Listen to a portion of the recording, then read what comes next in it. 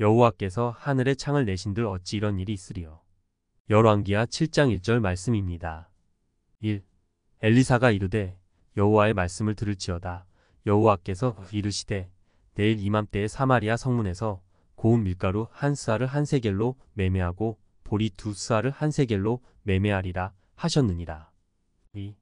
그때 왕이 그의 손에 의지하는 자 곧 한 장관이 하나님의 사람에게 대답하여 이르되 여호와께서 하늘에 창을 내신들 어찌 이런 일이 있으리요 하더라. 엘리사가 이르되 내가 내 눈으로 보리라. 그러나 그것을 먹지는 못하리라 하니라. 좋으신 하나님은 자녀들에게 좋은 것을 주시기 원합니다. 하나님의 자녀로 택함 받은 성도가 이 세상 살아가는 동안 일어나는 모든 일들은 하나님 보시기에 좋은 것이기에 허락해 주시는 것입니다.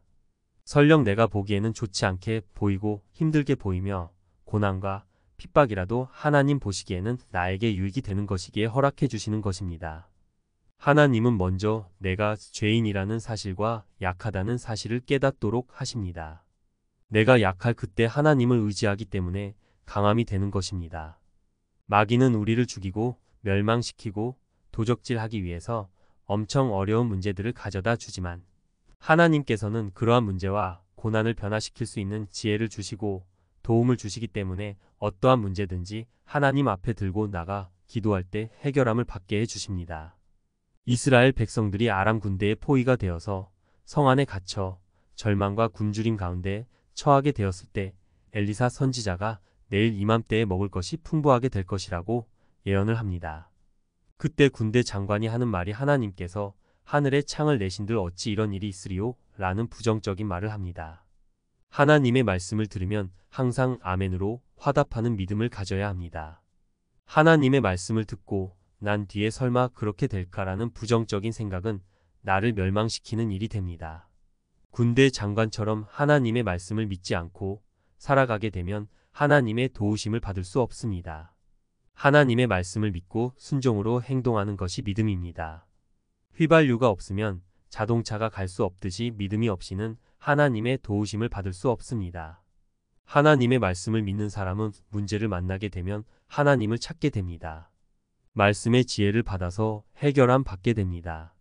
어떠한 폭풍이 불어오고 태산 같은 문제들이 다가오며 심지어 죽음까지 다가와도 그 문제를 해결해 주실 수 있는 분은 아버지 하나님이라는 사실을 분명하게 믿고 있기 때문입니다. 하나님은 하나님의 자녀가 어디를 가든지 함께 하시고 지켜보고 계십니다. 현재 내가 당하고 있는 어려움과 고난을 말씀을 통해서 잘 대적하고 이겨 나가기를 지켜보고 계십니다. 우리에게 다가오는 여러 가지 문제의 대부분은 마귀가 역사하는 것이기 때문에 진리의 영이신 성령을 의지하여 하나님의 지혜를 받아서 잘 이겨나가야 합니다. 포로가 되어서 성 안에서 절망과 굶주림 가운데 죽게 된 이스라엘 백성들을 하나님께서는 4명의 나병 환자를 사용하여서 살아나도록 하셨습니다. 그리스도인은 절망에서 희망의 삶으로 변화받은 사람입니다. 영원한 죽음에서 생명으로 변화받은 것을 아는 사람입니다. 내가 해결할 수 있는 문제는 문제가 아닙니다.